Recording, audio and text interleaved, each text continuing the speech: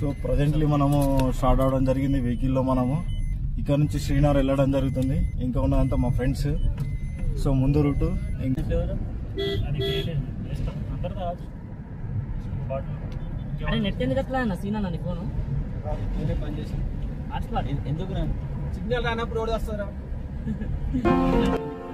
Present మనము కాశ్మీర్లో గల బాల్టాల్లో ఉన్నాం. బాల్టాల్ నుంచి శ్రీనగర్ వెళ్ళడం జరుగుతుంది.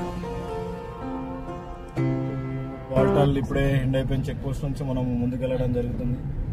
సో వచ్చేసి వ్యూ మన బాల్టాల్ టు వ్యూ ఎలా ఉందో కూడా చూపడం జరుగుతుంది. సో ఫైనల్ గా అమర్నాథ్ దర్శనం కంప్లీట్ అయింది. మనకు పైన కనబడుతుంది చూసిన ఆ రూట్ వచ్చేసి మనకు లడాక్ లే రూట్ అంట. సో ఇక్కడ నుంచి మనకు బాల్టాల్ పక్క నుంచి వెళ్తుంది ఈ రూట్ కూడా మనకు పైన వ్యూ ఏర్పడుతుంది పైన. సో ఇది వచ్చేసి మా ఫ్రంట్ ఆఫ్ వ్యూ రోడ్ ఎలా ఉందో ఉండాలా బా. గ్రీనర్ మాత్రం ఏమైనా ఉందబ్బా. What sceneries good locations. Baltal నుంచి శ్రీనగర్ వచ్చేసి మనకు 98 to 100 కిలోమీటర్స్ ఉండడం జరుగుతుంది. సో ఇక్కడ నుంచి మనకు వెళ్ళడానికి బస్సెస్ కూడా ఉంటాయి, కానీ మేము క్యాబ్స్ వెళ్తే కొన్ని లొకేషన్స్ అవన్నీ కూడా చూడడం బాగుంటుందనే ఉద్దేశంతో మేము క్యాబ్లో వెళ్ళడం జరిగింది. ఇక్కడ క్యాబ్స్ వచ్చేసి జనాలను బట్టి రేట్స్ కూడా ఉంటున్నాయి. సో మాకు కంఫర్టబుల్గా విత్ ఏసీతోని మంచిగా నీట్గా ఉన్న కండిషన్తో వెహికల్ వెళ్ళడం జరిగింది. మాకు వచ్చేసి 3000 రూపీస్ ఛార్జ్ తీసుకోవడం జరిగింది ఈ 100 కిలోమీటర్స్కి. సో ఈ రూట్లో మాకు చాలా లొకేషన్స్ కొన్ని అవన్నీ చూపించి తీసుకెళ్ళడం జరుగుతుంది కాబట్టి సో మేము కూడా ఇక్కడ కొన్ని టైం స్పెండ్ చేసి ఇక్కడ నుంచి మేము వెళ్దాం అన్నట్టు బాగుంది. ఎందుకంటే మళ్ళీ ఇప్పుడు వస్తాము కాశ్మీర్కి అన్నట్టు ఆ ఉద్దేశంతో మనం ఇక్కడ ఉన్న సీనియర్స్ అన్నింటినీ కొన్ని కవర్ చేసుకుంటూ వెళ్దాం అనే ఉద్దేశంతో మేము క్యాబ్ తీసుకొని వెళ్ళడం జరుగుతుంది.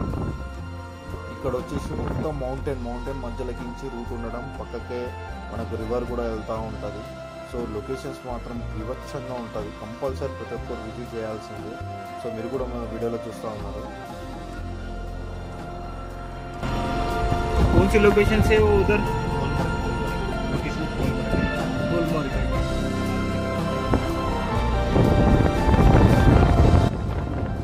బాల్టాల్ నుంచి శ్రీనగర్ వచ్చేసి 100 కిలోమీటర్స్ ఉండడం జరుగుతుంది. ఈ మార్గం మధ్యలో కూడా మనకు మొత్తం పర్వతాలతో కప్పబడి ఉంటుంది. ఆ పర్వతాల మధ్యలోకించి మనకు రోడ్డు మార్గం కూడా ఉండడం జరుగుతుంది. మొత్తం గ్రీనర్తో ఉంది. ఇప్పుడు ప్రజెంట్ సమ్మర్ కాబట్టి, వింటర్లో అయితే టోటల్గా మంచుతో కప్పబడి ఉంటుందంట ఈ ప్లేస్ అంతా.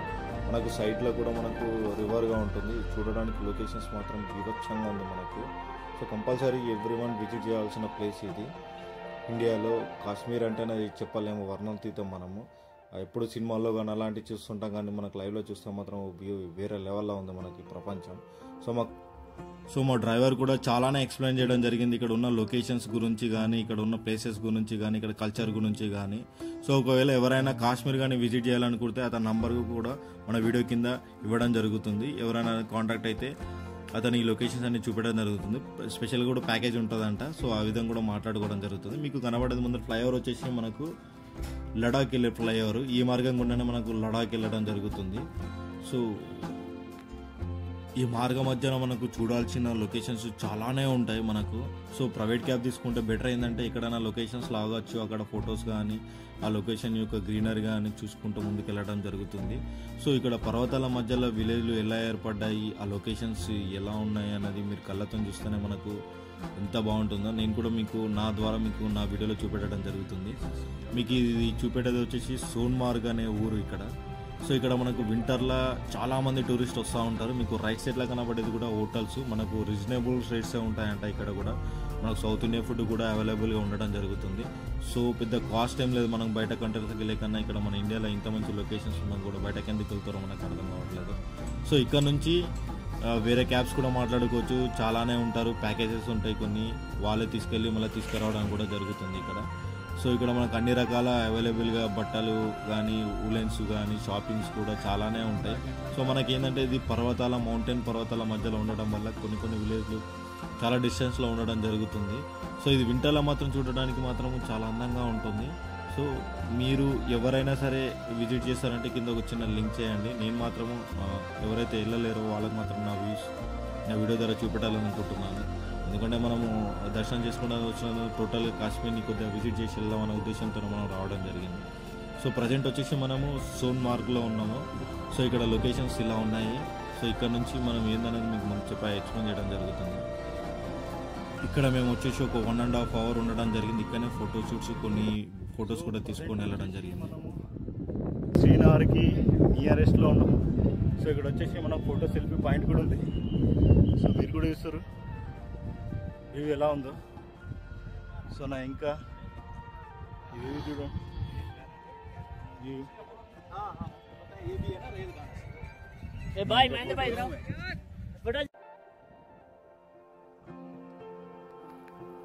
ఇక్కడ మనకు హార్స్ రైడ్ కూడా ఉండడం జరుగుతుంది. దానికి ఒక ప్యాకేజ్ ఉంటుంది.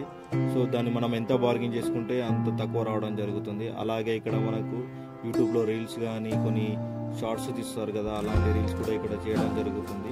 వాళ్ళు వచ్చేసి అంటే 1 minute మనకు 250 రూపీస్ చార్జ్ తీసుకోవడం జరుగుతుంది. దాన్ని మనం ఎంత బార్గెన్ చేస్తే అంత తగ్గడం జరుగుతుంది. మేము వచ్చేసి ఒక 2-3 సాంగ్స్ అట్లా తీసుకోవడం జరిగింది. సో మాకు వచ్చేసి 500 అట్లా మేము, ఎందుకంటే ప్రతి ఒక్కరు తీసుకోవాల్సిందే. ఎందుకంటే మన కాశ్మీర్ వచ్చిందనేది మనకు ఎప్పుడైనా గుర్తుండిపోతుంది. ఇలాంటివి తీసుకుంటాం మనకు. ఎందుకంటే మన మొబైల్ అంత ఉండదు కాబట్టి వాళ్ళకి ఆల్రెడీ క్రియేటివిటీ ఉంటుంది కాబట్టి. సో మంచి తీశారు. ఆల్రెడీ నా యూట్యూబ్ ఛానల్ కూడా పెట్టడం జరిగింది. సో చూడండి మనకు వచ్చేసి టన్నెల్ కా వీడియో ఆబార్ టన్నెల్ కాడ ఆబార్ టన్నెల్ తీసుకోమని చెప్తుంది మనోడు. సో మనకు వచ్చేసి కాశ్మీర్ మన రీసెంట్గా ఓపెన్ చేసిన టన్నెల్ ఇది. సో ఈ ప్లేస్ మీకు కూడా కనబడుతుంది. వెల్కమ్ టు సోనామై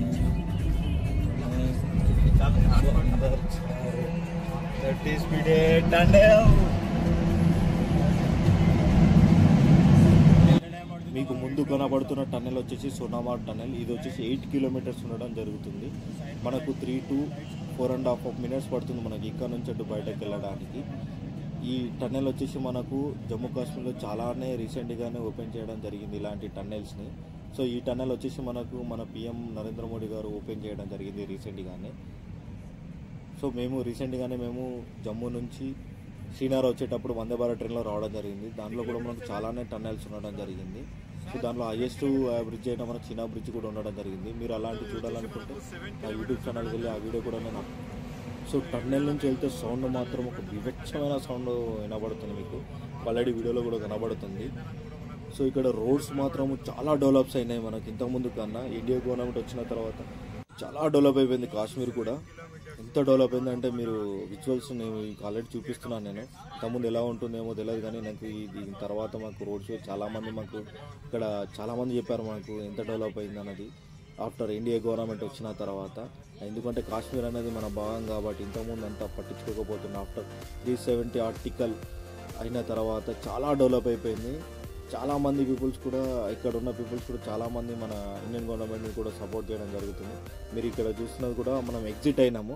సో వే కూడా రోడ్డు కూడా చాలా డెవలప్ అయింది. ఎందుకంటే ఇలాంటి రోడ్ వేస్ మన గడ్కరీ కూడా చాలానే డెవలప్ చేయడం జరుగుతుంది. ఎందుకంటే మనకు ముఖ్యంగా ఒక ఇండియా కంట్రీ డెవలప్ కావడానికి మెయిన్ రవాణా వ్యవస్థ అనేది ఉపయోగపడుతుంది ఎంతగానో. సో అలాంటి రవాణా వ్యవస్థ మనకు ఎంత డెవలప్ అయితే మీరు కూడా చూస్తున్నారు. కానీ ఇక్కడ మాత్రము ఈ విజువల్స్ మాత్రము చెప్పలేను. ఎందుకంటే అటు కొండలు, ఇటు మధ్యలో రోడ్డు మార్గం, దాంట్లో టన్నెల్ మార్గం నుంచి మనము బయటకు వెళ్ళడము చాలా బాగుంది. సో మీరు ఎవరైనా అమర్నాథ్ కంపల్సరీ విజిట్ చేసినప్పుడు రిటర్న్ వెళ్ళేటప్పుడు కంపల్సరీ క్యాబ్లో వెళ్తారని నేను కూడా అనుకుంటున్నాను. ఎందుకంటే మళ్ళీ ఈ ప్లేస్కి వస్తామో రామో కూడా ఆల్రెడీ నేను చెప్పడం కూడా జరిగింది. సో మీకు కూడా బాగుంటుంది. ఎందుకంటే కొన్ని విజువల్స్ చెప్పకుండా చూస్తేనే బాగుంటుందని నా ఆలోచన.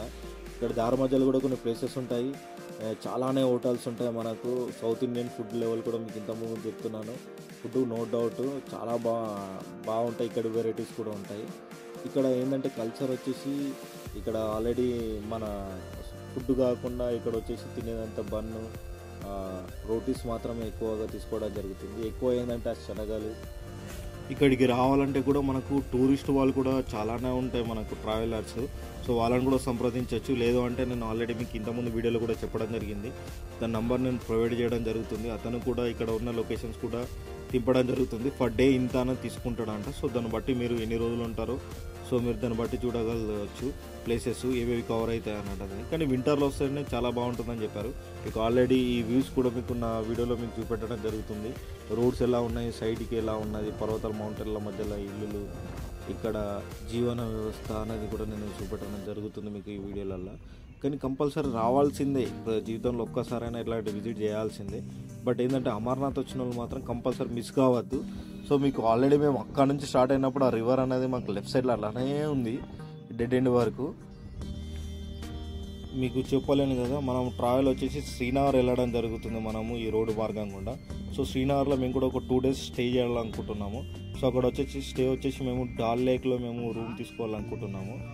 సో మా ప్రయాణము ఒక 2 days అక్కడనే స్టే చేసి లోకల్ శ్రీనగర్ ఎలా ఉంది ఏంది మొత్తం లొకేషన్స్ ఎలా ఉంది చూసుకోవాలనుకుంటున్నాము. అక్కడ ఉన్న పార్క్స్ కానీ, మన శంకరాచార్య టెంపుల్ కానీ, అలాగే డాల్ లేక్ కానీ అలాంటి కొన్ని విజిట్ చేసి మళ్ళీ రిటర్న్లో మనము శ్రీ మాతా వైష్ణోదేవిని కూడా దర్శనం చేసుకోవడం జరుగుతుంది. మీకు రైట్ సైడ్లో కనబడేదంతా డాల్ లేక్. సో మనకి ఇదంతా సమ్మర్ కాబట్టి మీకు ఇలా కనబడుతుంది. వింటర్ నేను ప్రతిసారి చెప్తున్నాను, వింటర్లో మాత్రము చాలా బాగుంటుందంట. సో మాకు మా డ్రైవర్ అయితే చాలానే ఎక్స్ప్లెయిన్ చేయడం జరిగింది దారి మధ్యలో కూడా. సో మీకు ఈ రోడ్డు మార్గం వచ్చేసి మొత్తము శ్రీనగర్లో మనం డాల్ లేక్ పక్కనే ఉన్నాము. సో ఇక్కడ ఆగి మనము డాల్ లేక్లో రూమ్ ఎలా ఉంటుంది ఏంది ఎంత తీసుకుంటాడు అనేది కూడా మనము డిస్కషన్ చేయడం జరుగుతుంది. మాకు డ్రైవర్ కూడా ఆల్రెడీ కొన్ని ప్రొవైడ్ చేయడం జరిగింది. వాళ్ళతో మీకు ఏది నచ్చితే అది తీసుకోమని చెప్పాడు. ఇక్కడ మనకు పర్ డే వచ్చేసి రూమ్ వచ్చేసి 5 members 3,500 రూపీస్ ఛార్జ్ తీసుకోవడం జరిగింది బయట. డాల్ లేక్ వచ్చేసి కూడా మనకు నియరెస్ట్ అంతే ఉంది. ముందు ఆ వీడియోలో ఏంది ఎక్కడ ఉన్నాము, ఇక్కడ స్టే చేసాము, ఏం చేసాము, ఫుడ్ ఏం తీసుకున్నాము. ఫుడ్ వచ్చేసి ఆల్మోస్ట్ మనం సఫర్ కావాల్సిందే మనం ఇక్కడ నుంచి వెళ్ళడానికి కూడా. సో టోటల్గా అయితే నెక్స్ట్ వీడియోలో మొత్తం వచ్చేసి మనం శ్రీనగర్ ఎక్స్ప్లోర్ చేయడం జరుగుతుంది.